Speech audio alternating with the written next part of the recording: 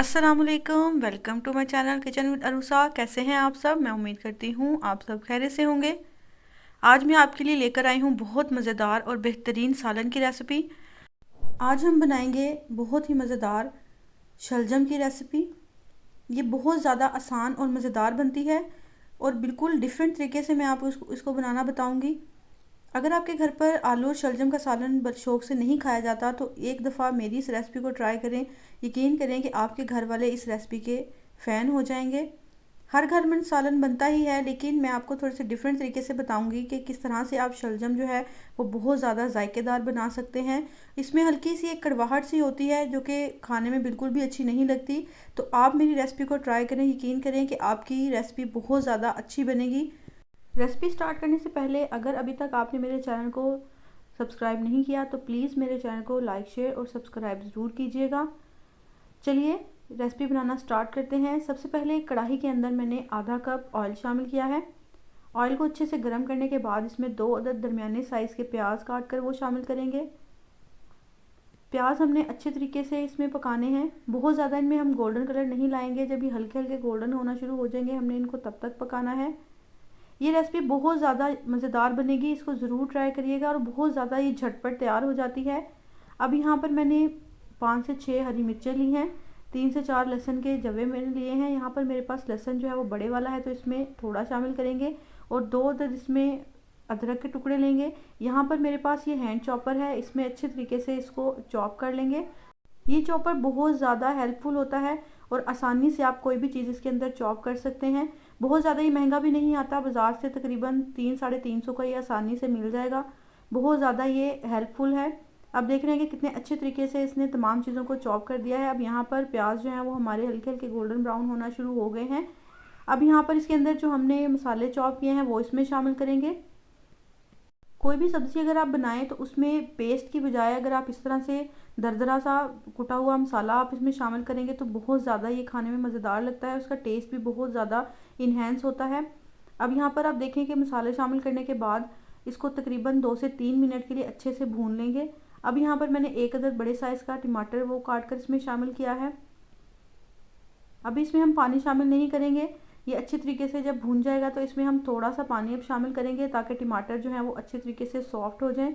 इसको मैंने 2 से 3 मिनट के लिए ढककर टमाटर नरम होने तक पका लिया है।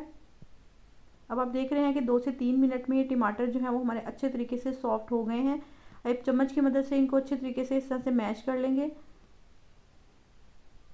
आप देख रहे हैं कि टमाटर जो है वो अच्छे तरीके से मैश हो गए हैं। अब यहाँ पर मैंने आधा चम्मच नमक शामिल किया है, आधा चम्मच ही इसके अंदर सूरज मिर्च पाउडर शामिल किया है, आधा चम्मच इसके अंदर गरम मसाला पाउडर शामिल करेंगे और आधा चम्मच ही इसके अंदर हल्दी पाउडर शामिल करेंगे। मसाले शामिल करने के बाद इसको 2 से 3 मिनट के लिए मज़ीद भून लेंगे ताकि अच्छे तरीके से मसाला जो है वो हमारा भून जाए। जब ऑयल सेपरेट होना शुरू हो जाए तो समझ जाएं कि आपका मसाला जो है वो अच्छे से रेडी है। अब यहाँ पर मैंने आधा किलो शलजम लिए हैं। शलजमों को इस तरह से मैंने बारीक बारीक काट लिया है। काटने के बाद इसको अच्छे से 2 से 3 दफ़ा धोएंगे। इसके बाद इसको शामिल करेंगे मसाले के अंदर।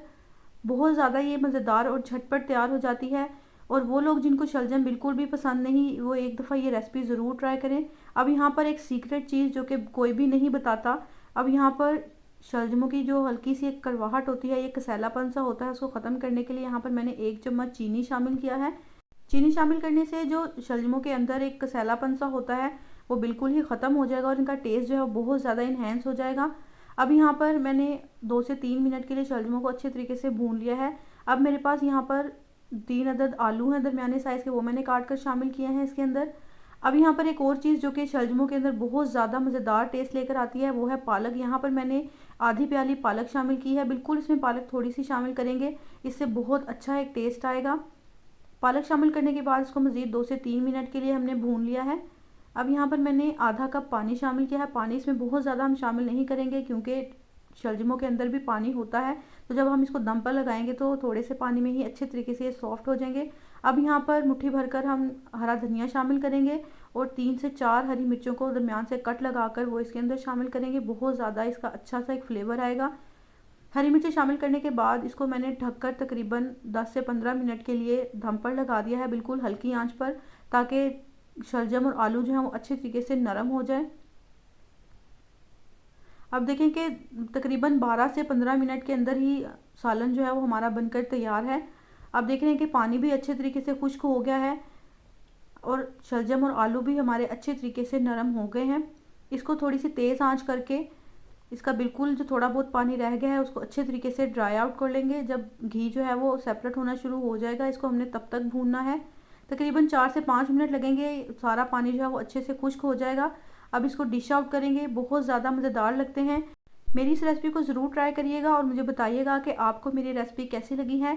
ये सालन आप रोटी के साथ भी खा सकते हैं और उबले हुए चावलों के साथ तो बहुत ज़्यादा ये मज़ेदार लगते हैं, और सुबह नाश्ते में तो पराठे के साथ ये बहुत ज़्यादा ही अच्छे लगते हैं। इसको ज़रूर ट्राई करिएगा। अगर अभी तक आपने मेरा चैनल सब्सक्राइब नहीं किया तो प्लीज़ मेरे चैनल को लाइक, शेयर और सब्सक्राइब ज़रूर कीजिएगा। बेल आइकन को ज़रूर प्रेस किया करें ताकि मेरी आने वाली हर नई रेसिपी का नोटिफिकेशन आप तक ज़रूर पहुँचे। मुझे दुआओं में याद रखिएगा। अल्लाह हाफिज़।